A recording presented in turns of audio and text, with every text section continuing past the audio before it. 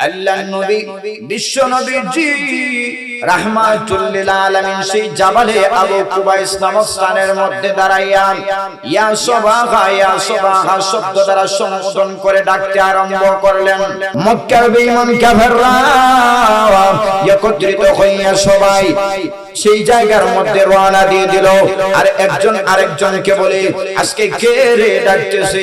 একজন আরেকজনকে বলে, আব্দুল্লাহর পুত্র মুহাম্মদ ডাকতেছে। যদি আব্দুল্লাহর পুত্র মুহাম্মদ ডেকে থাকে তাহলে আজকের খবরটা 100% এর মধ্যে 100%ই সত্য হবে। সমস্ত মক্কার বেঈমান কাফেররা একত্রিত হলো। আল্লাহর নবী বিশ্ব নবীজি রাহমাতুল লিল আলামিন মক্কার বেঈমান কাফেরদেরকে উদ্দেশ্য করে বলেন, ও মক্কাবাসী মানুষরা, তোমরা সকলে শুনো। আমি যদি একটা কথা বলি যে এই পাহাড়ের পিছন দিকে একদল বিশাল বড় লণ্ঠনকারী বাহিনী আছে, তোমাদের উপরে অচিরেই এসে আক্রমণ করবে, তোমাদেরকে ধ্বংস করে ফেলবে। তোমরা কি এই কথাটা বিশ্বাস করবাইনি? হ্যাঁ, বিশ্বাস করব। আল্লাহর নবী বিশ্ব নবীজি রাহমাতুল লিল আলামিন বলেন, কেন তোমরা বিশ্বাস করবা? মুহাম্মদ, তুমি আমাদের সাথে 40 বছর পর্যন্ত ওঠা বসা করেছো। 40 বছরের ভিতরে তুমি কোনোদিন দম করেও মিথ্যা কথা বলো নাই। আরেকটু জোরে সুরে বলি সুবহানাল্লাহ। আল্লাহর নবী বিশ্ব নবীজি রাহমাতুল লিল আলামিন বলেন, তাহলে শোনো, এখন আমি তোমাদেরকে যেই সংবাদটা দিব এটাও মিথ্যা সংবাদ না। শোনো, তোমরা যদি ইহকালে এবং পরকালে নাজাত পেতে চাও, তোমরা যদি দু জাহানে সফল হতে চাও, তাহলে অবশ্যই এক আল্লাহর প্রতি ঈমান আনতে হবে, এক আল্লাহর উপরে বিশ্বাস স্থাপন করতে হবে। আল্লাহর নবী যখন আল্লাহ একত্রবাদের দাওয়াত দিয়েছেন, নবী যখন বলেছেন, ইয়া আইয়ুহান নাস, হে মক্কার বেঈমান কাফেররা, ইহকালে এবং পরকালে নাজাত পেতে হলে অবশ্যই এক আল্লাহর উপরে ঈমান আনতে হবে। আল্লাহর হাবিব বিশ্ব নবীজি রাহমাতুল লিল যখন এই কথা বলেছেন, সঙ্গে সঙ্গে সমস্ত মক্কার বেঈমান কাফেররা একত্রিত হইয়া আল্লাহর নবী বিশ্ব নবীজি রাহমাতুল লিল আলামিনের বিরোধিতা করতে শুরু করে দিয়েছে। এমনকি নবীর চাচা, আপন চাচা আবু লাহাব পর্যন্ত নবীর বিরোধিতা করতে শুরু করে দিয়েছে। মক্কার বেঈমান কাফেররা একজন আরেকজনকে বলে, এতদিন জানতাম মুহাম্মদ ভালো মানুষ, এখন তো দেখা যায় মুহাম্মদ পাগল হয়ে গেছে। নবীর আপন চাচা পর্যন্ত নবীকে সম্বোধন করে বলে, তাব্বান লাকা ইয়া মুহাম্মদ আলি হাদা জামাতানা, হে মুহাম্মদ তুমি ধ্বংস হয়ে যাও এবং তোমার সাথী বর্গ, তোমার জামাত ধ্বংস হয়ে যাক। আমার ভাইরা, আসুন, নবী যখনই কালেমার দাওয়াত দিয়েছেন, হকের বাণীটা পৌঁছাইছেন, সঙ্গে সঙ্গে গোটা মক্কার বেঈমান কাফেররা একত্রিত হইয়া আল্লাহর নবী বিশ্ব নবীজি রাহমাতুল লিল আলামিনের বিরোধিতা করতে শুরু করে দিয়েছে। কথা কোন ঠিক না বেঠি? এর আগে এই বেঈমান কাফেররাই নবীজিকে উপাধি দিয়েছিল আল্লাহ আমিন আস-সাদিক। আল্লাহ আমিন মানে হচ্ছে বিশ্বস্ত, আস-সাদিক মানে হচ্ছে সত্যবাদী। কথা কোন ঠিক না বেঠি? এটা কি সাহাবীরা উপাধি দিয়েছিল নাকি মক্কার বেঈমান কাফেররা উপাধি দিয়েছিল? কিন্তু যখন এই নবীজি ঈমানের দীপ্ত কণ্ঠের আওয়াজ দিয়েছেন, সঙ্গে সঙ্গে মক্কার বেঈমান কাফেররা একত্রিত হইয়া নবীর বিরোধিতা করতে শুরু করে দিয়েছে। আবু জাহেল, আবু লাহাব, উতবা, সাইবা সমস্ত বেঈমান কাফেররা নবীর বিরোধিতা করেছেন। এরপরেও নবীজি কালেমার দাওয়াত দিতে গিয়া এক চুল পরিমাণ পিছপা হন নাই। চিত্রদ্রুপভাবে বর্তমান যুগে নবীজির সোনালী উম্মতেরা যখন হকের বাণীগুলো, কোরআন হাদিসের কথাগুলো মানুষের সম্মুখে তুলে ধরে, এই যুগের যুগের পরাশক্তিগুলো, বেঈমান কাফেরদের উত্তরসূরিগুলো ইহুদি নাসারারা দেখা যায় মুসলমানদেরকে বিভিন্নভাবে মুসলমানদের উপরে আক্রমণ করে, মুসলমানদেরকে নির্যাতন করে। আমার নবী যেইভাবে নবীর উপরে জুলুম নির্যাতন করার পরেও নবী কালেমার দাওয়াত দিতে গিয়া এক চুল পরিমাণ পিছপা হন নাই। তীব্রভাবে আমাদের উপরে যতই আঘাত আসুক না কেন, প্রয়োজনে আমরা হাসতে হাসতে দ্বীনের জন্য, ইসলামের জন্য জীবন দিয়ে দিব, শহীদ হব, ফাঁসির কাস্টে ঝুলব। এরপরেও আমরা হকের বাণীগুলো, কোরআন হাদিসের কথাগুলো মানুষের সম্মুখে বলেই যাব। কথা কোন ঠিক না বেঠি? এজন্য আসুন, এখন দেখে মক্কার বেঈমান কাফেররা নবীর সঙ্গে তর্কের মাধ্যমে হারে না। তখন সমস্ত মক্কার বেঈমান কাফেররা একত্রিত হইয়া নবীর কাছে এসে আবুল তাবুল যুক্তি দেওয়া আরম্ভ করছে। প্রথমে তারা এসে নবীর কাছে কিছু দাবি করা আরম্ভ করছে যে মুহাম্মদকে দাবির মাধ্যমে আটকানো যায়। আয়েশা বলে, মুহাম্মদ তোমাকে রাসূল হিসাবে মানব, তোমার আল্লাহর উপরও বিশ্বাস স্থাপন করব, তবে আমাদের কিছু দাবি আছে, এই দাবিগুলো তুমি পূরণ করতে হবে। আল্লাহর নবী বলেন, তোমাদের কি দাবি? কয়, আমাদের দাবি হচ্ছে ওই যে আকাশের চন্দ্র, সেই আকাশের চন্দ্রকে তুমি দ্বিখণ্ডিত করে দেখাতে হবে। নবী বললেন, যা বলেছো তোমরা সত্য বলেছো, পরতার মিথ্যার আশ্রয় নিবা না, ঈমান আনবাই তো? হ্যাঁ, ঈমান আনব। আল্লাহর নবী বললেন, দেখো আকাশের চন্দ্র দ্বিখণ্ডিত করার ক্ষমতা কিন্তু আমার নাই, তবে আমি চেষ্টা করতে পারি। দ্বিখণ্ডিত করবেন কে? আর একটু জোরে সুরে বলেন না, কে করবেন? আল্লাহর নবী, বিশ্ব নবীজি রাহমাতুল লিল আলামিন এইভাবে শাহাদত আঙ্গুলে উঠাইয়া আকাশের চন্দ্রের দিকে ইঙ্গিত করেছেন, ইশারা করেছেন। আকাশের চন্দ্রের দিকে ইশারা করতে দেরি হয়েছে। তাফসীরকারগণ বলেন, আকাশের চন্দ্র দ্বিখণ্ডিত হতে একটা সেকেন্ড পর্যন্ত দেরি হয় নাই। আল্লাহর নবী বলেন, আগে বলেছ আকাশের চন্দ্র দ্বিখণ্ডিত করতে পারলে ঈমান আনবা, এখন ঈমান আনো। মুহাম্মদ, আমরা কি জানছিলাম যে তুমি সত্যি সত্যি আকাশের চন্দ্র দ্বিখণ্ডিত করে ফেলবে? তো আমরা ভাবতেও পারি না। আল্লাহ বলেন, ওগো নবীজি, আসলে এরা হচ্ছে পুরা কপালিয়া, এদের কপালের মধ্যে হেদায়েত নাই। কারণ হেদায়েত কি কোন নবীর হাতে হেদায়েত আসেনি? কোন ওলির কাছে হেদায়েত আছে? হেদায়েত কার হাতে? আল্লাহ বলেন, ইন্নাকা লা তাহদি মান আহবাবতা ওয়ালাকিন্নাল্লাহা ইয়াহদি মাইয়াশা। আল্লাহ পাক রব্বুল আলামিন বলেন, ইন্নাকা লা তাহদি মান আহবাবতা, ওগো নবীজি নিশ্চয়ই আমি আল্লাহ পাক রব্বুল আলামিন আপনার হাতে হেদায়েতের চাবিকাঠি দেই নাই। মান আহবাবতা, যদি হেদায়েতের চাবিকাঠি দিতাম তাহলে তোমার ভালোবাসার, তোমার পছন্দের মানুষদেরকে তুমি হেদায়েত করে ফেলতে। কথা কোন ঠিক না বেটি? নবীর কাছে যদি হেদায়েতের চাবিকাঠি থাকতো তাহলে সর্বপ্রথম আবু তালিব কালেমা পড়ে মুসলমান হইতো। কথা কোন ঠিক না বেটি? কারণ আবু তালিব ছিল একবারে নবীজির একবারে কাছের মানুষ ছিল, নবীজির চাচা ছিল, নবীকে খুব মহব্বত করত। যদিও সে ঈমান আনে নাই, কিন্তু এরপরেও নবীকে সবচাইতে বেশি মহব্বত করত কে? আবু তালিব। কিন্তু আল্লাহ পাক রব্বুল আলামিন নবীর কাছে হেদায়েতের চাবিকাঠি দেন নাই, যার কারণে আবু তালিব ঈমান হারা হয়ে মারা গেছে। আল্লাহ বলেন, ওয়ালাকিন্নাল্লাহা ইয়াহদি মান ইয়াশা, হেদায়েতের চাবিকাঠি হচ্ছে একমাত্র আমি আল্লাহ পাক রব্বুল আলামিনের হাতে। কথা কোন ঠিক না বেঠি? এখন দাবির মাধ্যমে এই মক্কার বেঈমান কাফেররা নবীর সঙ্গে পারল না।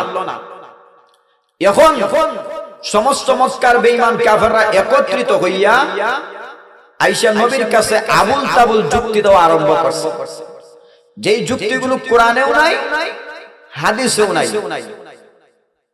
আমাদের সমাজেও দেখবেন কিছু মানুষ কোরআন হাদিস মানে না, যুক্তি মানে। কথা কোন ঠিক না বেটি?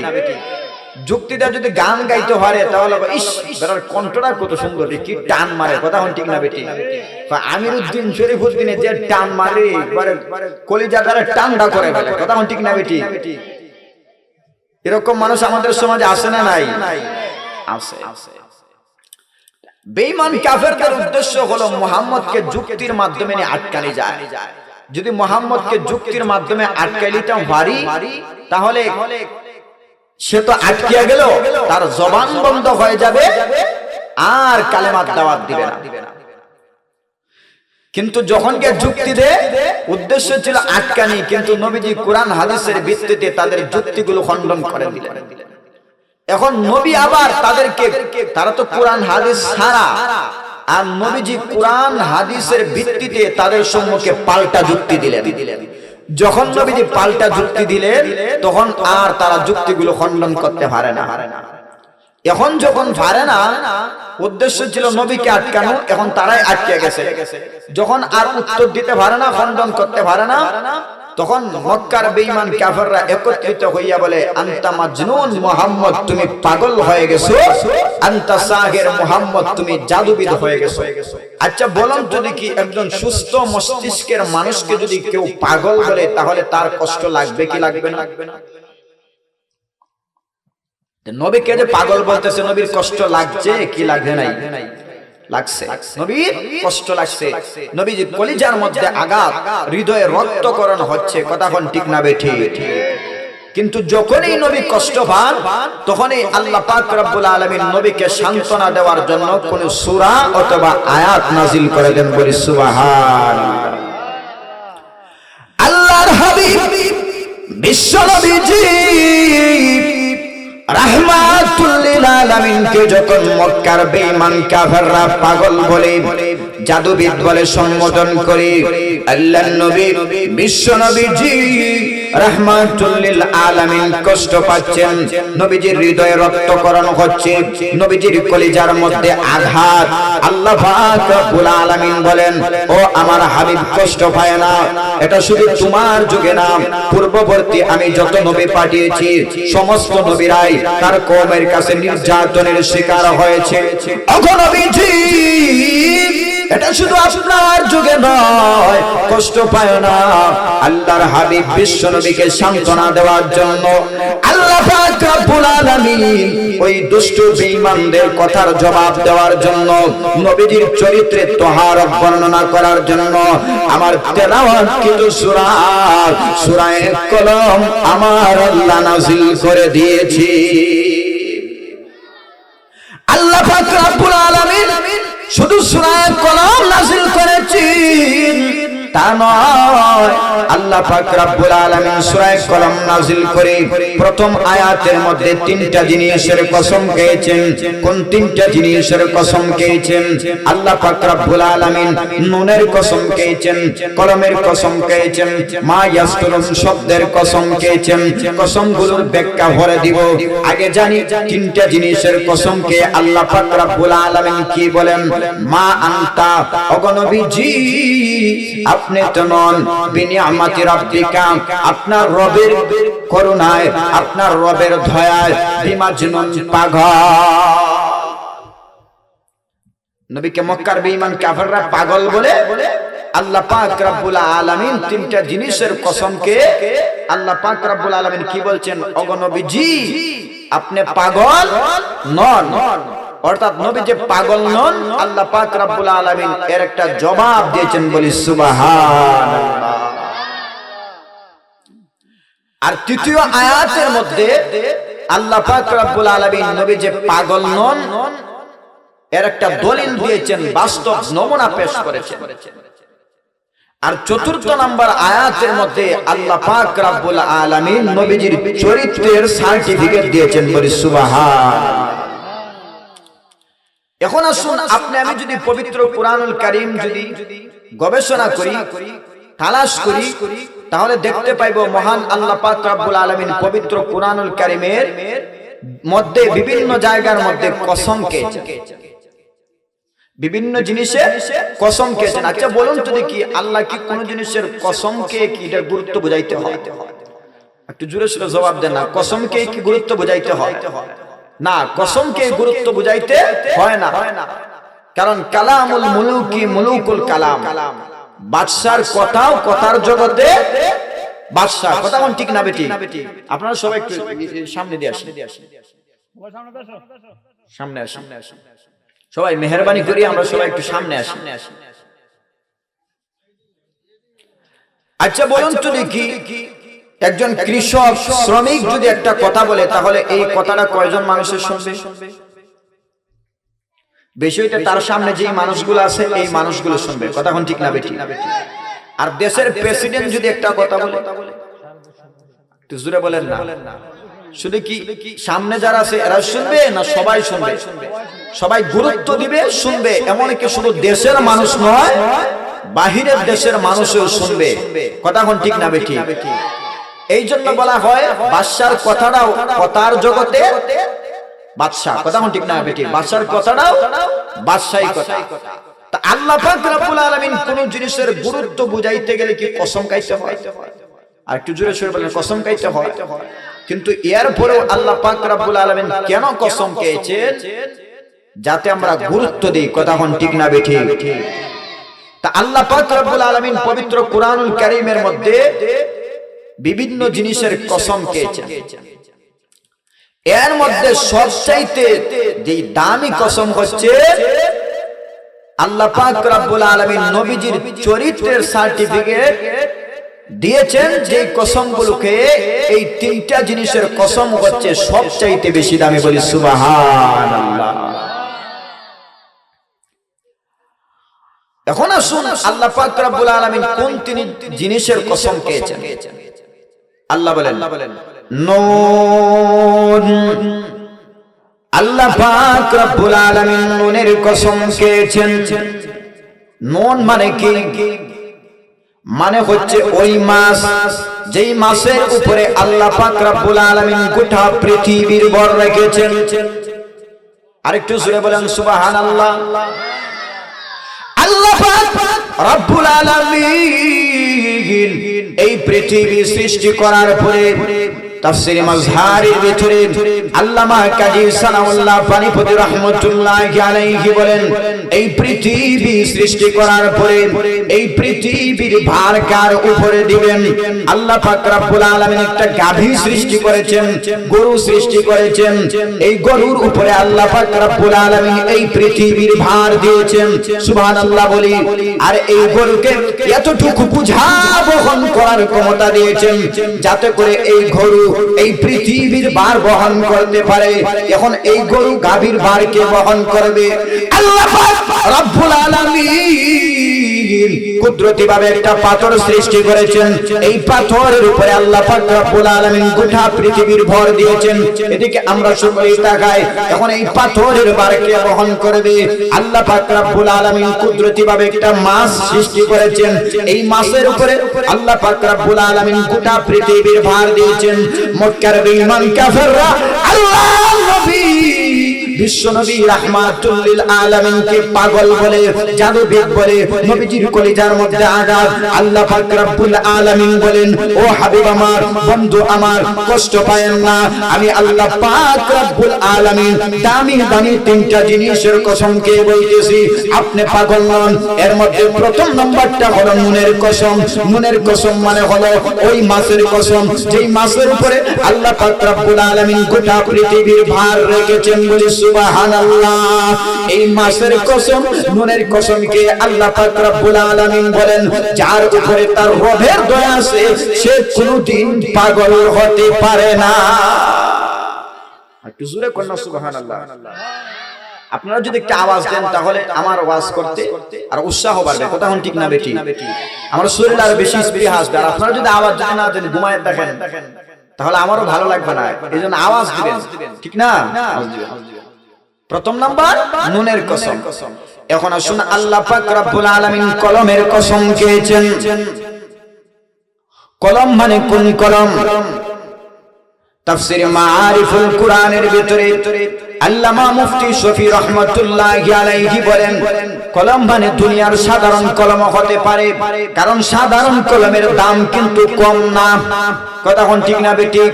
অনেক মানুষের দেখা যায় কলমের গুতার কারণে চাকরি চলে যায়, ঠিক না বেঠিক? অনেক মানুষের দেখা যায় যাবজ্জীবন জেল হয়ে যায়, অনেক মানুষের দেখা যায় কলমের গুতার কারণে ফাঁসির কাষ্ঠের মধ্যে ঝুলতে হয়। কথা কোন ঠিক না বেঠিক? কিন্তু অধিকাংশ মুফাসসিরিন কেরামগণ বলেন কলম মানে দুনিয়ার সাধারণ কলম নয়, বরং কলমের মাধ্যমে আল্লাহ পাক রব্বুল আলামিন ওই কলমকে উদ্দেশ্য নিয়েছেন যেই কলমের মাধ্যমে আল্লাহ পাক রব্বুল আলামিন গোটা পৃথিবীর মানুষের ভাগ্য লেখে আল্লাহ পাক রব্বুল আলামিন লৌহে মাহফুজের মধ্যে সংরক্ষিত করে রেখেছে। আরেকটু জোরে সরে বলেন সুবহানাল্লাহ। এইজন্য আল্লাহ নবী বিশ্ব নবীজি রাহমাতুল লিল আলামিন বলেন আউয়ালু মা খালাকাল্লাহুল কালাম। আল্লাহ পাক রব্বুল আলামিন এই পৃথিবী সৃষ্টি করার পূর্বে একটা কলম সৃষ্টি করেছেন, তখন আসমান জমিন কিছুই সৃষ্টি করেন না। এই পৃথিবী সৃষ্টি করার 50,000 বছর পূর্বে আল্লাহ পাক রব্বুল আলামিন একটা কলম সৃষ্টি করেছেন।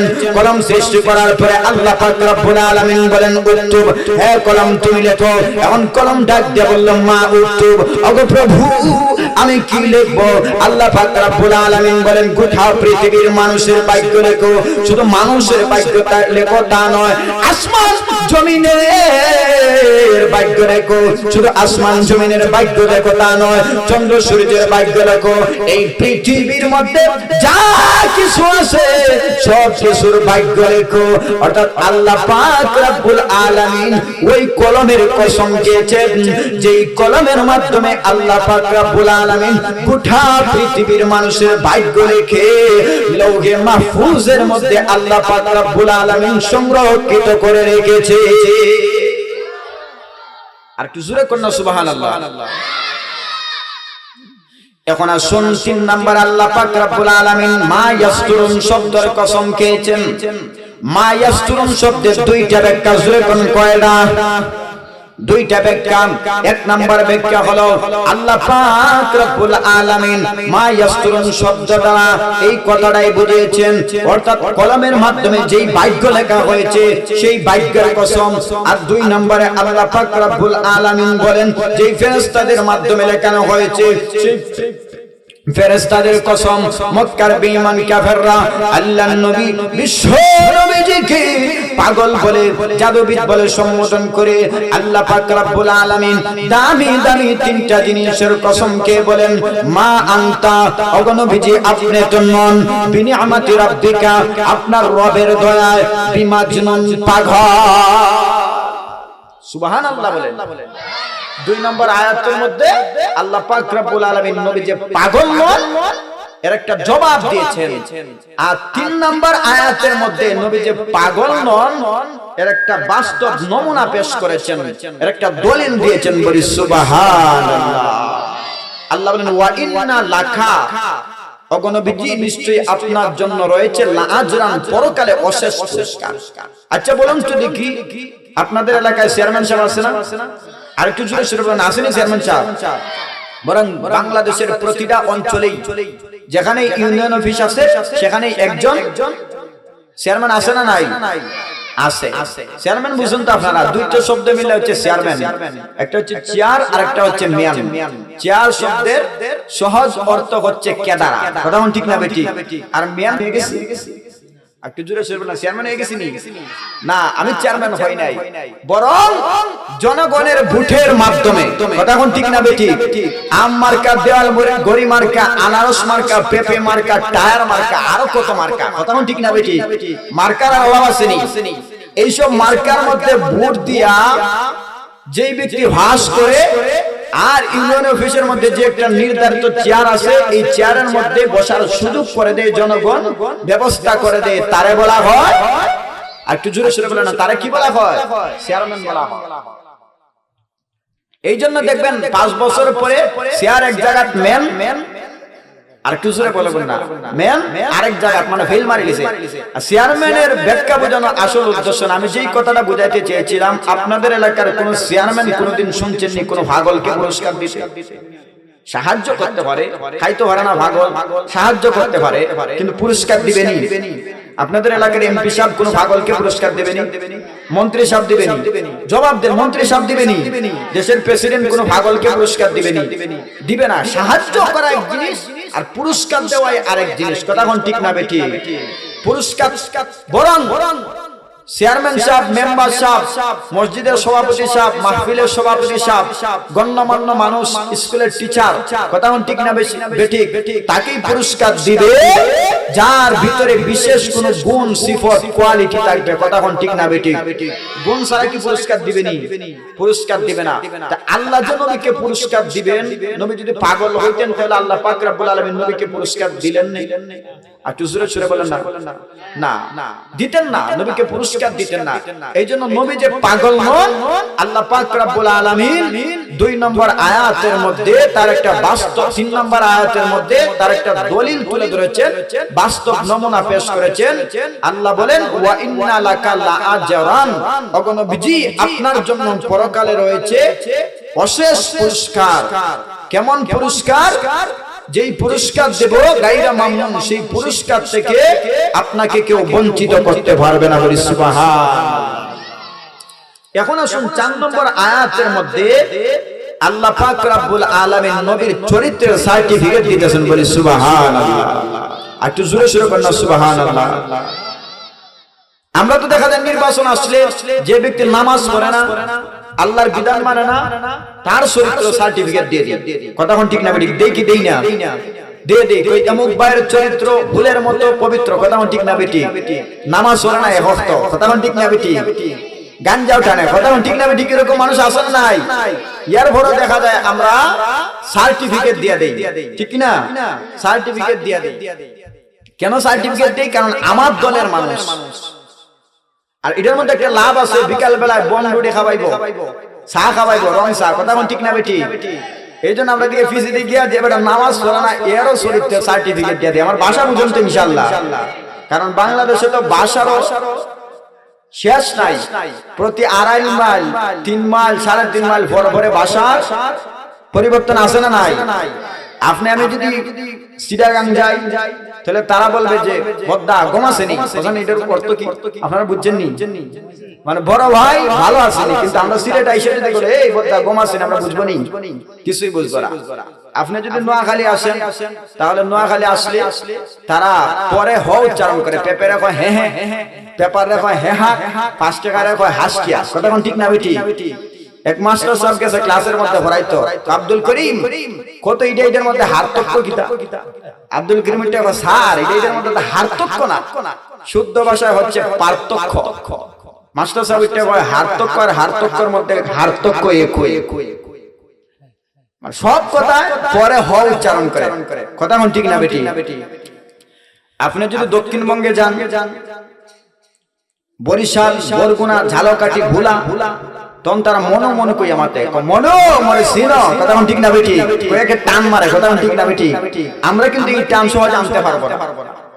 আবার যদি আমরা যদি পুরান ঢাকায় যাই, সদরঘাটে, তখন তারা দেখা যায় সব কথার স উচ্চারণ করে, তালিবাস সজনতা সু উচ্চারণ করতে পারে না।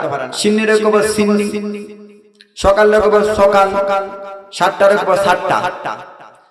তারা যদি আপনি যদি চেতাইতে চান তাহলে আদালান শব্দ শিক্ষা গেলে কয় লাইন? একটু জোরে সরে বলুন, কয় লাইন? শনিবারে সকালে সদরঘাটে সিন্নি বাইটটা দিব, আপনারা সবার দাওয়াত।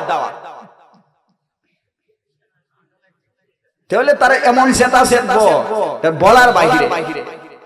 আপনি যদি ময়মনসিংহ অঞ্চলে যান তাহলে দেখবেন তারা টাইনে টাইনে মাটি কিরে সেরা খাইতে না। কথা ঠিক না বেটি? এমন টান মারে, এক টানে একবারে 1 মিনিট জায়গা। কথা ঠিক না বেটি? আর আমাদের সিলেটেরটা তো আর কইলাম না, খাওয়ার দরকার নাই। কথা ঠিক না বেটি? সিলেটেরটা তো আমরা জানি। কথা ঠিক না বেটি?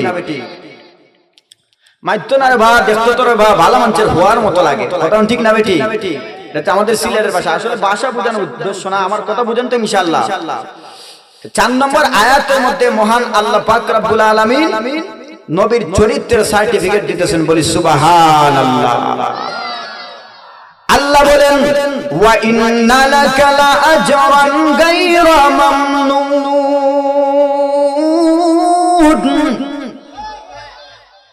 আল্লাহ বলেন ওগো নবীজি আপনাকে মহান চরিত্র দিয়ে এই পৃথিবীর জমিনে আমি আল্লাহ পাক রব্বুল আলামিন পাঠিয়েছি বলে সুবহানাল্লাহ। আল্লাহ নবীকে কি দিয়ে পাঠিয়েছে? মহান চরিত্র দিয়ে। চরিত্র হচ্ছে তিন প্রকার। এক প্রকার হচ্ছে আখলাকে হাসানা, মানে হচ্ছে ভালো চরিত্র। আরেক প্রকার হচ্ছে আখলাকে কারিমা, উত্তম চরিত্র। আরেক প্রকার হচ্ছে আখলাকে আজিমা, মানে মহান চরিত্র। এর মধ্যে সবচাইতে যেটা হচ্ছে শ্রেষ্ঠ সেটা হচ্ছে মহান চরিত্র বলি সুবহানাল্লাহ। আর আপনার আমার নবীকেও আল্লাহ পাক রব্বুল আলামিন মহান চরিত্র দিয়ে এই পৃথিবীর জমিনে পাঠিয়েছেন বলি সুবহানাল্লাহ। এই পৃথিবীতে একজন ব্যক্তি, যেই ব্যক্তি পৃথিবী বিখ্যাত 100 জন মনীষীর জীবনী লিখেছে, তার নাম হচ্ছে মাইকেল এইচ হার্ট। কতজন মানুষের জীবনী লিখেছে? আরেকটু জোরে বলেন না, কতজন? 100। এর মধ্যে সব প্রথমেই সর্বপ্রথম সবার আগে নবীজির সিরাত, নবীজির নামটাকে স্থান দিয়েছে। সে কি মুসলমান ছিল না, খ্রিস্টান ছিল? তার ধর্মের লোকেরা মাইকেল এইচ হার্টকে ডাক দিয়ে বলল, তুই কি আমাদের ধর্মের কাউকে ভাইলে না? আমাদের খ্রিস্টান ধর্মের কোন ব্যক্তির নামটা প্রথমে দিতে পারলে না। মাইকেল এইচ হার্ট ডাক দিয়ে বলল, আমার ধর্মের মানুষরা তোমরা ভালো করে কানটা লাগায় শোনো, আমি মুহাম্মদের জীবনী পড়ে বাধ্য হয়েছি মুহাম্মদের সিরাতটাকে, মুহাম্মদের নামটাকে আগে দেওয়া। এই জন্য আমার আল্লাহ বলেন ওয়া ইন্নাকা লাআলা খুলুকিন আযীম। আল্লাহ বলেন আমি আমার হাবিবকে মহান চরিত্র দিয়ে এই পৃথিবীর জমিনে পাঠিয়েছি। আমি আমার হাবিবকে যেই চরিত্র দিয়ে এই পৃথিবীর জমিনে পাঠিয়েছি, সেই চরিত্র আসমানের নিচে জমিনের উপরে আমি আল্লাহ পাক রব্বুল আলামিন আর কাউকে দেই নাই। কেমন চরিত্র ছিল আল্লাহর নবীজি? নবী হিজরতের কয়েকদিন আগ মুহূর্তে তদানীন্তন সময়ে সাময়িক সময়ের জন্য খানায় কাবার চাবিটা ছিল উসমান ইবনে তালহার হাতে। কার হাতে? জুড়ে বলেন। উসমান ইবনে তালহার হাতে। আল্লাহর হাবিব বিশ্ব নবীজি রাহমাতুল লিল আলামিন উসমান ইবনে তালহার কাছে গিয়ে বললেন, ও উসমান ইবনে তালহা, আমাকে খানায় কাবার চাবিটা দাও। আমাকে খানায় কাবার চাবিটা দিলে আমি খানায় কাবার মধ্যে ঢুকবো আর 2 রাকাত নামাজ আদায় করে বাহির হয়ে আসব। সুবহানাল্লাহ বলি। নবীজি নম্র ভদ্র ভাষায় এই কথাটা বলেছেন। নবীজির ভাষার মধ্যে কোনো দমক ছিল না, নবীজির ভাষার মধ্যে কোনো খরগোশতা ছিল না। আল্লাহর নবী বিশ্ব নবীজি রাহমাতুল লিল আলামিন যখন খানায় কাবার চাবিটা চেয়েছেন, প্রতি উত্তরে উসমান ইবনে তালহা দমক দিয়ে খরগোশতার সহিত জোরে গলায় বলে, হে মুহাম্মদ, তোমাকে বুঝি খানায় কাবার চাবিটা দিব? তোমার কারণে না মক্কার মধ্যে ফাটল সৃষ্টি হয়েছে, স্বামী স্ত্রীর বন্ধন থেকে পৃথক হয়েছে, ছেলে বাবার বন্ধন থেকে পৃথক হয়েছে, গোষ্ঠীর মধ্যে 2টা ফাটল সৃষ্টি হয়ে গেছে তোমার কালেমা দাওয়াত দেওয়ার কারণে। কারণ কেউ ইসলাম ধর্ম গ্রহণ করেছে, আল্লাহর উপরে বিশ্বাস স্থাপন করেছে, কেউ বিশ্বাস স্থাপন করে নাই। নবীকে দমক দিয়ে এই কথা যখন উসমান ইবনে তালহা বলেছে, আল্লাহর নবী বিশ্ব নবীজি রাহমাতুল লিল আলামিন খুব কষ্ট পাচ্ছেন, নবীজির কলিজার মধ্যে আঘাত। আল্লাহর নবী বিশ্ব নবীজি রাহমাতুল লিল আলামিন বলেন, ও উসমান ইবনে তালহা, এখন তোমার হাতে সাময়িক সময়ের জন্য খানায় কাবার চাবিটা থাকার কারণে আজকে তুমি আমাকে ধমক দিয়েছো। নবীজি খুব কষ্ট পাচ্ছেন। আল্লাহর নবী বিশ্ব নবীজি রাহমাতুল লিল আলামিন বলেন, অপেক্ষা করো, এমন একদিন আসবে এই খানায় কাবার চাবিটা আমার হাতে আসবে, আর যখন আমার হাতে আল্লাহ পাক রব্বুল আলামিন খানায় কাবার চাবিটা দিবেন, তখন আমি যাকে মন চাই তাকে আল্লাহর ঘর খানায় কাবার মধ্যে ঢুকতে দিব। একটু জোরে করুন সুবহানাল্লাহ। এজন্য আল্লাহর নবী বিশ্ব নবী রাহমাতুল লিল আলামিন যখন মক্কাতে ছিলেন, মক্কার বেঈমান কাফেররা নবীজিকে বিভিন্নভাবে নির্যাতন করেছে, অত্যাচার করেছে, নবীজির উপরে নির্যাতনের ইস্তিমরুলাত চালিয়েছে। এক পর্যায়ে নবীজি কষ্ট পেয়ে আল্লাহর হুকুমে হিজরত করে মদিনায় চলে গেলেন। মদিনায় চলে যাওয়ার পরে আবার যখন মক্কা বিজয় হয়ে গেল। আল্লাহর নবী বিশ্ব নবী রাহমাতুল লিল আলামিন আবার মক্কাতে আসলেন।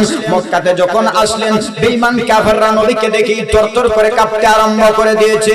মুহাম্মদকে মক্কাতে থাকতে শান্তিতে থাকতে দেই নাই, মুহাম্মদের উপরে অত্যাচার করেছি, মুহাম্মদের শরীর থেকে রক্ত ঝরাইছি। না জানি মুহাম্মদ আজকে আমাদের সাথে কেমন আচরণ করে, মনে হয় আমাদেরকে আজকে মক্কা থেকে বাহির করে দিবে, আমরা যেইভাবে মুহাম্মদকে বাহির করে দিয়েছিলাম। কিন্তু আল্লাহর নবী বিশ্ব নবীজি রাহমাতুল লিল আলামিন মক্কাতে ঢুকেই প্রথমেই কাফেরদের সম্মুখে সাধারণ একটা কমার ঘোষণা করে দিলে।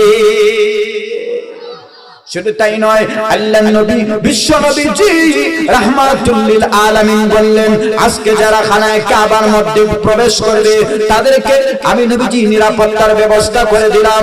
শুধু তাই নয়, আল্লাহর নবী বলেন, আজকে যারা মক্কার নেতাদের ঘরে প্রবেশ করবে আমি নবী তাদেরকে সাধারণ ক্ষমার ঘোষণা করে দিলাম। শুধুমাত্র কেবলমাত্র ওই ব্যক্তিরা ব্যতীত যাদেরকে হত্যা করা আল্লাহর হুকুম, তারা ব্যতীত আমি নবীজি আজকে সবাইকে ক্ষমার ঘোষণা করে দিলাম। এজন্য আল্লাহর নবী বিশ্ব নবীজি রাহমাতুল লিল আলামিন হাদিসের মধ্যে বলেন, সিলমান কাতাআকা ওয়াফু আম্মান যালামাকা ওয়াহসিন ইলা মান আসাআ ইলাইক। আল্লাহর নবী বলেন, সিলমান কাতাআকা, যেই ব্যক্তি তোমার সঙ্গে সম্পর্ক বিচ্ছিন্ন করে তুমি তার সাথে সম্পর্ক স্থাপন করো। যেই ব্যক্তি তোমার উপরে জুলুম করে, ওয়াফু আম্মান যালামাকা, তাকে তুমি ক্ষমা করে দাও। ওয়াহসিন ইলা মান আসাআ ইলাইক, যেই ব্যক্তি তোমার সাথে খারাপ আচরণ করে তুমি তাকে মাফ করে দাও, তুমি তার সাথে ভালো আচরণ করে। বলি সুবহানাল্লাহ। এই জন্য আমার আল্লাহ বলেন, ওয়া ইন্নাকা লাআলা খুলুকিন আযীম।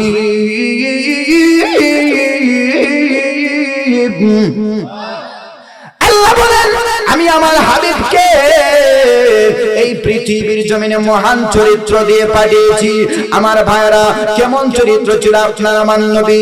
আল্লাহর নবী বিশ্ব নবী রাহমাতুল লিল আলামিন একদিন মদিনা থেকে বাহির হয়ে কোথায় যেন যাচ্ছেন। নবীজির পিছনে পিছনে ছিল নবীজির জামাতা হযরত আলী রাদিয়াল্লাহু তাআলা আনহু। তদানীন্তন সময়ে নবী ছিলেন মদিনার প্রেসিডেন্ট আর আলী ছিলেন মদিনার অর্থমন্ত্রী, গভর্নর। আল্লাহর হাবিব বিশ্ব নবীজি যখন বাহির হয়েছেন, হাঁটতেছেন, হঠাৎ করে তাকায় দেখেন অদূর থেকে একজন ব্যক্তি নবীকে দেখে সালাম দিয়েছে। লোকটা টার্গেট করেই নবীকে দেখে সালাম দিয়েছে। কিন্তু আল্লাহর নবী বিশ্ব নবীজি রাহমাতুল লিল আলামিনের অভ্যাস ছিল আগে সালাম দেওয়ার, কিন্তু নবী সেদিন আর আগে সালাম দিতে পারেন নাই, কারণ লোকটা তো নবীকে দেখে টার্গেট করে সালাম দিয়েছে। আম্মা জান আয়েশা সিদ্দিকা রাদিয়াল্লাহু তাআলা আনহা বলেন, আমি আমার হাবিব যখন আমার ঘরের মধ্যে টাকার পালা আসতো, নবীজির একাধিক স্ত্রী থাকার কারণে বন্টন করে করে রাত্রি যাপন করতেন। আম্মা জান আয়েশা বলেন, আমার ঘরে যেদিন টাকার পালা আসতো তখন আমি দরজার মধ্যে গিয়ে কানটা লাগায় বসে থাকতাম। কখন যেন আমার দিনের নবীজি দিনের দাওয়াত দিয়ে আমার স্বামী আমার দরজার মধ্যে এসে নক করবেন, টুনকা দিবেন। আয়েশা বলে ডাক দিবেন, আর আমি যদি ডাকের সাড়া না দিই তাহলে নবীজি কষ্ট পাইবেন। আর আয়েশা এই জন্যই কানটা লাগায় বসে থাকতেন আগে নবীকে সালাম দেওয়ার জন্য। আম্মা জান আয়েশা বলেন, কিন্তু আমি যখন দরজাটা খুলে দিতাম আমি আগে সালাম দিতে পারি নাই। আমার স্বামী মুহাম্মাদুর রাসূলুল্লাহ সাল্লাল্লাহু আলাইহি ওয়াসাল্লাম আগে আমাকে সালাম দিয়ে দিতে। এইভাবে করে করে দীর্ঘ একটা মাস চলে গেল, আমি আর সালাম দিতে পারি নাই। আরেকদিন আমি প্রতিযোগিতার মন মানসিকতা নিয়ে আমি দরজার মধ্যে গিয়া কানটা লাগায় বসে থাকলাম। আজকে যেইভাবেই হোক আমি আমার স্বামীকে আমার রাসূলকে আগে সালাম দিতে হবে। আল্লাহর নবী বিশ্ব নবীজি রাহমাতুল লিল আলামিন গভীর রজনীতে আয়েশা ঘরের মধ্যে নক করলেন, টুনকা দিলেন আর বললেন, আয়েশা ঘরের ভিতরে আসুনি, কামরার ভিতরে আসুনি, দরজাটা খুলে দাও। সঙ্গে সঙ্গে আম্মা জান আয়েশা সিদ্দিকা রাদিয়াল্লাহু তাআলা আনহা দরজাটা খুলে দিলেন। যখন দরজাটা খুলে দিলেন, আয়েশার উদ্দেশ্য হলো উনি আগে সালাম দিবেন, কিন্তু সেদিনও আর আগে সালাম দিতে পারেন নাই। আপনার আমার নবী বিশ্ব নবীজি রাহমাতুল লিল আলামিন আগে সালাম দিয়েছেন। যখন নবী সালাম দিয়েছেন আয়েশার চেহারাটা লাল বর্ণের হয়ে গেছে, ফ্যাকাশে হয়ে গেছে, আয়েশার চেহারাটা মলিন হয়ে গেছে। আল্লাহর নবী বিশ্ব নবীজি রাহমাতুল লিল আলামিন ডাক দিয়ে বললেন, আয়েশা রে, আমি তো অন্যান্য দিনও তোমার কামরার মধ্যে আসি, কিন্তু তোমার চেহারাটা অন্যান্য দিন লাল বর্ণের দেখা যায় না, ফ্যাকাশে দেখা যায় না, মলিন দেখা যায় না, কিন্তু আজকে কেন তোমার চেহারাটা লাল বর্ণের হয়ে গেল? তোমার মুখটা দেখা যায় বেজার বেজার একটু ভাব, কারণটা তো বুঝতে পারলাম না। আমি আসছি খুশি হওয়ার কথা। আম্মা জান আয়েশা বললেন, ইয়া রাসূলুল্লাহ, ইয়া হাবিবাল্লাহ, ওগো নবীজি, আমি আজকে একটা প্রতিযোগিতার মধ্যে হেরে গিয়েছি, যার কারণে আমার চেহারাটা লাল বর্ণের হয়ে গেছে। আল্লাহর নবী বিশ্ব নবীজি রাহমাতুল লিল আলামিন ডাক দিয়ে বললেন, তুমি কিসের প্রতিযোগিতার মধ্যে হেরে গিয়েছো? ওই নবী গো, আপনার যেদিন আমার হুজরা মুবারকের মধ্যে টাকার পালা আসে, তখন আমি প্রতিদিন নিয়ত করে আপনাকে সালাম দিতাম, কিন্তু আপনাকে আগে সালাম দিতে পারি নাই। কিন্তু আজকে আমি প্রতিযোগিতার মন মানসিকতা নিয়ে দরজার মধ্যে কানটা লাগায় বসে রইলাম আপনাকে আগে সালাম দেওয়ার জন্য, কিন্তু নবী আজকেও আমি আগে সালাম দিতে পারি নাই, যার কারণে প্রতিযোগিতার মধ্যে হেরে গিয়েছি, আমার চেহারাটা লাল বর্ণের হয়ে গেছে। আল্লাহর নবী বিশ্ব নবী বলেন, আমার আয়েশার চেহারাটা লাল বর্ণ থাকবে, আয়েশার চেহারাটা মলিন থাকবে, আর আমি আয়েশার হুজরা মুবারকের ঘরে, হুজরা মুবারকের মধ্যে প্রবেশ করব, এটা কোনোদিন হতে পারে না। আম্মা জান আয়েশা ডাক দিয়ে বললেন, ইয়া রাসূলুল্লাহ, ইয়া হাবিবাল্লাহ, আপনি যদি আমার হুজরা মুবারকের মধ্যে না প্রবেশ করেন, তাহলে আমি আরো বেশি কষ্ট পাইব। কথা কোন ঠিক না বেটি? নবীজি ডাক দিয়ে বললেন, আয়েশা হে, তুমি কষ্ট পাইবে না, আমি তোমাকে খুশিও করব। খুশি করার একটা ব্যবস্থা করতেছি। আমি মসজিদে নববীর মধ্যে মিসওয়াকটা রেখে এসেছি, আমি পুনরায় গিয়ে মসজিদে নববী থেকে মিসওয়াকটা আনবো, আর আয়েশা তোমার দরজার মধ্যে আবার টুমকা দিব, তখন আমি নবী আর সালাম দিব না, তুমি আগে আমাকে সালাম দিবা। আল্লাহর নবী বিশ্ব নবীজি রাহমাতুল লিল আলামিন গিয়ে মসজিদে নববী থেকে গিয়া মিসওয়াক নিয়ে আসলেন। মিসওয়াক নিয়ে আয়েশা আবার আয়েশাকে ডাক দিলেন, আয়েশা দরজাটা খুলো। আয়েশা দরজাটা খুলে দিয়ে নবীকে সালাম দিল। আল্লাহর নবী বিশ্ব নবীজি রাহমাতুল লিল আলামিন সালামের উত্তর দিলেন। যখন নবীজি সালামের উত্তর দিয়েছেন, আয়েশা দেখা যায় মুস্কি মুস্কি হাসি মারতেছেন। আল্লাহর নবী ডাক দিয়ে বললেন, আয়েশা হে, তুমি কেন মুস্কি হাসি মারতেছো? তোমার মুখটা কেন এখন এত খুশি? আম্মা জান আয়েশা সিদ্দিকা রাদিয়াল্লাহু তাআলা আনহা বলেন, ওগো নবীজি, আজকে আমি প্রতিযোগিতার মধ্যে ফার্স্ট হয়েছি, প্রতিযোগিতার মধ্যে ফার্স্ট করেছি, যার কারণে আজকে আমি হাসতেছি। নবী ডাক দিয়ে বললেন, আয়েশা, তুমি ইচ্ছা করলেও প্রতিযোগিতার মধ্যে ফার্স্ট করতে পারলে না, আমি নবীজি তোমাকে ফাঁসের ব্যবস্থা করে দিয়েছি।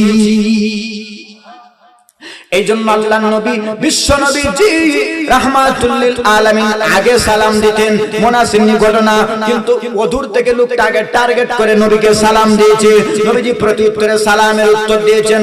আল্লাহর নবী তাকায় দেখেন ওই লোকটা নবীকে কি যেন কি একটা বলবে বাপ। নবী ডাক দিয়ে বললেন, ভাই তুমি কি কিছু বলবাইনি? কই হ্যাঁ নবী গো, আমি একটা আরজি, একটা আবেদন জানাইতে আপনার কাছে এসেছি। আল্লাহর নবী বিশ্ব নবীজি রাহমাতুল লিল আলামিন ডাক দিয়ে বললেন, বলে তোমার কি আবেদন? ওই আবেদনটা জানানোর পূর্বে আমি আমার একটা পরিচয় আপনার সম্মুখে তুলে ধরে নবী ডাক দিয়ে বললেন, বলে তোমার পরিচয় কি? আমার পরিচয় হচ্ছে, আমি এক নম্বরে হচ্ছে আমি সাধারণ একজন মুসলমান। আমার আল্লাহ পবিত্র কুরআনুল কারীমের মধ্যে বলেন, ওয়া মান আহসানু কাওলাম মিম্মান দাআ ইলাল্লাহি ওয়া আমিলা সালিহান وقال إنني من المسلمين।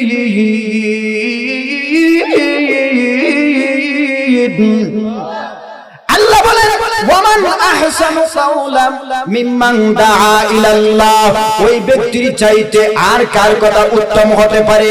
মিম্মান দাআ ইলাল্লাহ, যেই ব্যক্তি মানুষকে আল্লাহর দিকে ডাকে, শুধু আল্লাহর দিকে ডাকে তা নয়, ওয়া আমিলা সালিহা, সেই ব্যক্তি নেক কাজসমূহ সম্পাদন করে, শুধু সে নিজে নেক কাজসমূহ সম্পাদন করে তা নয়, অন্য মানুষকে নেক কাজের প্রতি উৎসাহ প্রদান করে। আর সেই ব্যক্তি অহংকার করে না, বলে ওয়াকালা ইন্নানি মিনাল মুসলিমিন, আমি হচ্ছি মুসলমানদের মধ্যে সাধারণ একজন মুসলমান। ওই লোকটাও বলেছে ইয়া রাসূলুল্লাহ ইয়া হাবিবাল্লাহ, ওগো নবীজি আমি মুসলমানদের মধ্যে দিয়ে একজন সাধারণ মুসলমান। আল্লাহর নবী বলেন এখন বলো তোমার কি আবেদন? ওই আবেদন জানার পূর্বে আমার একটা সংক্ষিপ্ত পরিচিতি আপনার জানতে হবে। আল্লাহর নবী ডাক দিয়ে বললেন তোমার পরিচয়টা বলো। আমার জীবনের একটা ঘটনা জানতে হবে। নবী ডাক দিয়ে বলেন ঘটনাটা বলো। ওই ইয়া রাসূলুল্লাহ ইয়া হাবিবাল্লাহ, ওগো নবীজি আমি তাওরাত কিতাব পড়েছি, আমি ইহুদি ধর্মের একজন লোক, আমি তাওরাত কিতাবের মধ্যে পেয়েছি আখেরি নবী একদিন এই পৃথিবীর জমিনে আসবেন। আখেরি নবীজির চুল মুবারক কেমন হবে, নবীজির চক্ষু মুবারক কেমন হবে, দাড়ি মুবারক কেমন হবে, আল্লাহ পাক রব্বুল আলামিন নবীজির শরীর মুবারকের ঘটনাকৃতি সম্পূর্ণরূপে তাওরাত কিতাবের মধ্যে তুলে ধরেছেন। ইয়া রাসূলুল্লাহ শুধু তাই নয় গো নবীজি, তাওরাত কিতাবের মধ্যে রয়েছে আপনি একদিন মক্কাতে আসবেন, কিন্তু আপনার নিকটাত্মীয় মানুষরা মক্কার মধ্যে থাকতে দিবে না, আপনাকে বাহির করে দিবে, আপনি হিজরত করে মদিনায় চলে আসবেন। ইয়া রাসূলুল্লাহ ইয়া হাবিবাল্লাহ, যেদিন থেকে আমি তাওরাত কিতাবের মধ্যে সবকিছু পেয়েছি আমি অপেক্ষা করতে আরম্ভ করলাম আপনি কখন মদিনাতে আসবেন। ওগো নবীজি আপনি যখন হিজরত করে মদিনাতে আসলেন, একজন ব্যক্তি সমস্ত মদিনাতে এলান করতে আরম্ভ করে দিয়েছে তোমরা যেই নবীর জন্য অপেক্ষা করেছিলে আব্দুল্লাহর পুত্র মুহাম্মদ তো হিজরত করে মদিনায় চলে এসে গেছে, সমস্ত ধর্ম প্রান্ত হয়ে গেছে, সমস্ত ধর্ম শেষ হয়ে গেছে। এখন যদি হকাল এবং পরকালে নাজাত পেতে চাও তাহলে আব্দুল্লাহর পুত্র মুহাম্মদের হাতে হাত রেখে কালেমা পড়ে মুসলমান হয়ে যাও। ওগো নবীজি যখন আমার কানে এই খবরটা সংবাদটা আসলো আমি সঙ্গে সঙ্গে রওনা দিয়ে দিলাম আপনার দরবারের রিসালাতের মধ্যে। আপনার দরবারের রিসালাতের মধ্যে এসে দেখি আমি তাওরাত কিতাবের মধ্যে আপনার চেহারা গঠন আকৃতি যেইভাবে পেয়েছি, আয়েশা দেখি হুবহু চেহারা আপনার মধ্যে ঠিক সেইভাবে বিদ্যমান। ওগো নবীজি আমি সঙ্গে সঙ্গে গোপনে গোপনে কালেমা পড়ে মুসলমান হয়ে গেলাম। আপনাকে বলি নাই, আমি সঙ্গে সঙ্গে চলে গেলাম আমার গোত্রের মানুষদের কাছে। আমার গোত্রের মানুষেরা ছিল ইহুদি ধর্মের লোক। তখন আমার গোত্রের মধ্যে দুইটা জিনিসের খুব অভাব ছিল। একটা হলো আমার গোত্রের মধ্যে অশান্তি ঘোরায় না, দুই নাম্বারটা হলো আমার গোত্রের মানুষরা দুমুঠো ভাত দুই বেলা ভালোভাবে খাইতে পারে না। ওগো নবীজি আমি আমার গোত্রের সমস্ত মানুষদেরকে ডাকলাম, ডাইকে বললাম দেখো তোমরা যদি হকালে এবং পরকালে নাজাত পেতে চাও তাহলে আব্দুল্লাহর পুত্র মুহাম্মদ আখির নবী হিজরত করে মদিনায় এসেছে, তোমরা তার ধর্ম গ্রহণ করো, কালেমা পড়ে মুসলমান হয়ে যাও। যদি কালেমা পড়ে মুসলমান হও তাহলে এক নাম্বার হলো তোমাদের সমাজ থেকে অশান্তি দূর হয়ে যাবে, দুই নাম্বার হলো তোমরা দুমুঠো ভাত ভালোভাবে দুই বেলা খাইতে পারো না। মুহাম্মদের হাতে কালেমা পড়ে মুসলমান হলে মুহাম্মদের ধর্ম গ্রহণ করলে তোমাদের অভাব অনটন দূর হয়ে যাবে। আল্লাহ পাক রব্বুল আলামিন তোমাদের অভাব অনটনকে বৃদ্ধি করে দিবেন। যখন এই ব্যক্তি এই কথাটা বলল তার ধর্মের লোকেরা ইহুদি ধর্মের লোকেরা তার গোত্রের লোকেরা এই দুইটা শর্ত মেনেই কালেমা পড়ে মুসলমান হলো। কিন্তু মুসলমান হয়েছিল দুইটা শর্ত মাইনা, কিন্তু যখন মুসলমান হয়েছে এরপরে দেখা যায় অশান্তি ঘুরায় না। আগে দেখা যায় দুই বেলা ভাত খাইতে পারতো পেট ভরিয়া, এখন দেখা যায় দুই বেলা ভাতও খাইতে পারে না, পুরাপুরি উল্টা হয়ে গেছে। তখন তার গোত্রের লোকেরা বলল ও দেখো তুমি আমাদেরকে মুসলমান বানিয়েছিলা দুইটা শর্ত দিয়া, কিন্তু অশান্তি ফুরাইছে না, দুই নাম্বার হলো অভাব ফুরাইছে না। এখন কি করতে পারি? যদি অভাব না ফুরায়, যদি অভাব না ফুরায় তাহলে আমরা আবার আমাদের ধর্মের মধ্যে চলে যাব। যখন এই কথা বলেছে ওই ব্যক্তি দৌড়ে আসছে নবীর কাছে, ওগো নবীজি এই জন্যই আপনার কাছে এসেছি, আপনার দরবারে, আপনি তো মদিনার প্রেসিডেন্ট, আপনার কাছে যদি কোনো কিছু থাকে তাহলে আমার গোত্রের মানুষদেরকে কিছু দিয়ে সাহায্য করো। আল্লাহর নবী বিশ্ব নবীজি রাহমাতুল লিল আলামিন ডাক দিয়ে বললেন আমি মদিনার প্রেসিডেন্ট হয়েছি ঠিক আছে, কিন্তু বাইতুল মালের মধ্যে একটা টাকাও এখন পর্যন্ত জমা হয়েছে না। নবীজি এবার আলীকে ডাক দিয়ে বললেন, ওরে আলী, তুমি না মদিনার অর্থমন্ত্রী, তোমার কাছে কোনো কিছু আসেনি? আলী রাদিয়াল্লাহু তাআলা আনহু ডাক দিয়ে বললেন, যেই দেশের প্রেসিডেন্টের হাতে টাকা থাকে না, টাকা পয়সা থাকে না, তাহলে অর্থমন্ত্রীর কাছে থাকবে নি? আর এই খবরটা একজন ব্যক্তি অদূর থেকে তাকায় তাকায় এই গল্পটুকু শুনতেছে। তার নাম হচ্ছে আব্দুল্লাহ ইবনে সায়না। সে আবার ছিল অনেক বড় একজন আলেম, তাওরাত কিতাবের আলেম, ইহুদি ধর্মের অনুসারী। আব্দুল্লাহ ইবনে সায়না বলে, আল্লাহ বলেছেন পবিত্র কুরআনুল কারীমের মধ্যে, ওয়া ইন্নাকা লাআলা খুলুকিন আযীম, মুহাম্মদের চরিত্র হবে মহান চরিত্র। তাহলে এখন একটা সুযোগ যায়, দেখি মুহাম্মদের চরিত্র মহান নি। যদি মুহাম্মদের চরিত্রটা ভালো চরিত্র হয়, তাহলে মুহাম্মদের হাতে হাত রেখে আমি কালেমা পড়ে মুসলমান হয়ে যাব। আমি তখন বুঝতে পারবো মুহাম্মদ সত্যিকারের আখিরি নবী।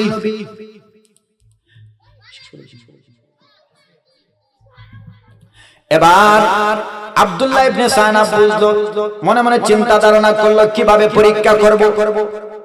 তাহলে মুহাম্মদের সাথে লেনদেন করি, দেখি লেনদেন করে মুহাম্মদের চরিত্রটা মহান চরিত্র হয়নি। কারণ একজন মানুষের চরিত্র যদি যাচাই বাছাই করতে হয়, তাহলে তার সাথে লেনদেন করলেই বোঝা যায় লোকটার চরিত্র ভালো না খারাপ। কথা কোন ঠিক না বেঠিক? যদি ভালো মানুষ হয়, দোকানদার যারা আছে তারা জানেন, যদি ভালো মানুষ হয় তাহলে গিয়া বুঝায় বলবে যে ভাই আমি দিতে পারতেছি না, আরো 1 মাস পরে দিব। আর যদি খারাপ হয় তাহলে এই রাস্তা ফালটাইলা, দোকানের এই গলিটা ফালটাইলা, আরেক গলি দিয়ে বাজার করে। কথা কোন ঠিক না বেঠিক? আব্দুল্লাহ ইবনে সায়না এসে বলল, মুহাম্মদ, বুঝতে পেরেছি তুমি এখন বিপদের মধ্যে আছো, তোমাকে আমি কিছু দিয়ে সাহায্য করতে চাই, খরচ দিতে চাই, ঋণ দিতে চাই। আল্লাহ নবী ডাক দিয়ে বললেন, কি দিবা? কই 40 মিসকাল স্বর্ণ দিব, এর পরবর্তীতে তুমি আমাকে 40 মণ খেজুর দিবা। আল্লাহ নবী বিশ্ব নবীজি রাহমাতুল লিল আলামিন বললেন, তাহলে দেখা যায় পন্থাটা ঠিক আছে, সুদ হবে না। নবী ডাক দিয়ে বললেন, সময় কতদিন? কয় 3 মাস। নবী বললেন, আচ্ছা ঠিক আছে। এবার নবী বললেন, আচ্ছা ঠিক আছে। হযরতে আলী রাদিয়াল্লাহু তাআলা আনহুকে ডাক দিয়ে বললেন, আরে আলী, তুমি আব্দুল্লাহ ইবনে সায়নার কাছ থেকে 40 মিসকাল স্বর্ণ লও।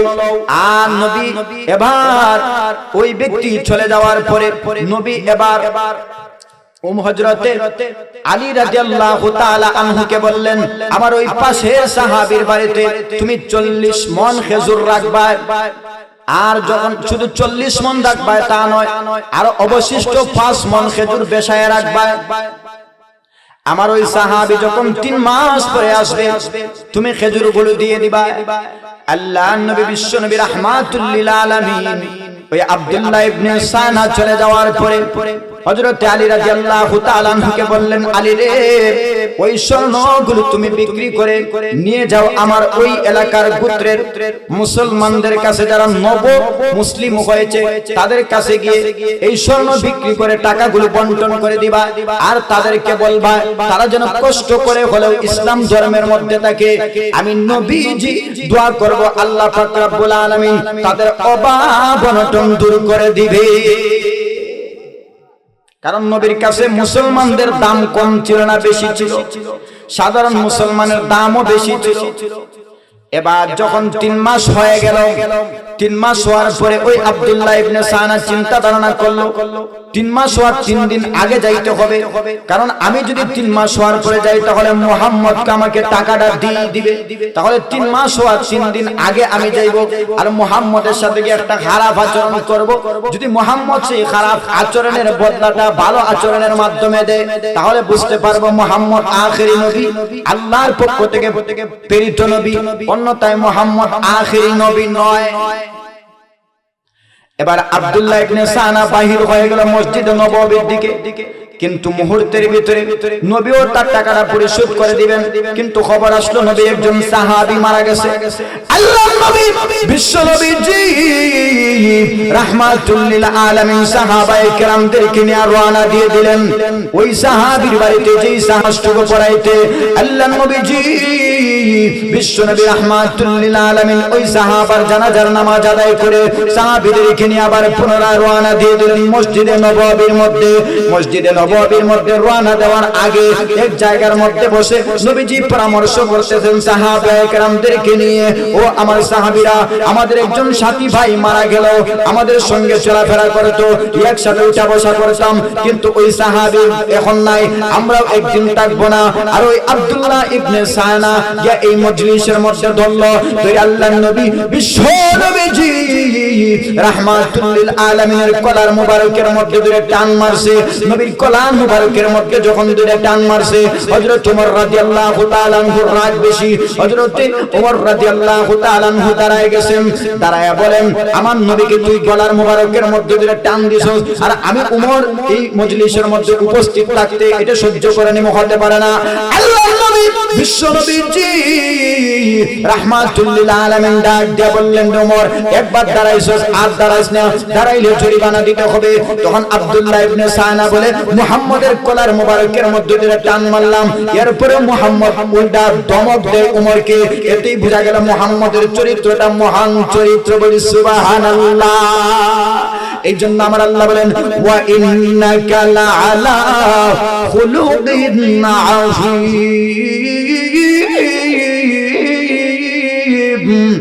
আল্লাহ পাক রব্বুল আলামিন বলেন, আমি আমার হাবিবকে এই পৃথিবীর জমিনে মহান চরিত্র দিয়ে পাঠিয়েছি। মক্কার বেঈমান কাফেররা নবীকে পাগল বলে প্রথম নম্বর আয়াতের মধ্যে তিনটা জিনিসের কসমকে আল্লাহ পাক রব্বুল আলামিন নবী যে পাগল নন দ্বিতীয় নম্বর আয়াতের মধ্যে জবাব দিয়েছেন। তৃতীয় নম্বর আয়াতের মধ্যে নবী যে পাগল নন এর একটা দলিল দিয়েছেন, বাস্তব নমুনা তুলে ধরেছেন। চার নম্বর আয়াতের মধ্যে নবী যে পাগল নন, নবীর চরিত্রের আল্লাহ পাক রব্বুল আলামিন সার্টিফিকেট দিয়েছেন। এরপর আল্লাহ পাক রব্বুল আলামিন বলেন, ফাসাতুবসিরু ওয়া ইউবসিরুন। ওগো নবীজি, অচিরেই তারাও দেখতে পাবে এবং আপনিও দেখবেন কে পাগল আর কে পাগল নয়। যা আলোচনা করলাম আল্লাহ পাক রব্বুল আলামিন আলোচনার উপরে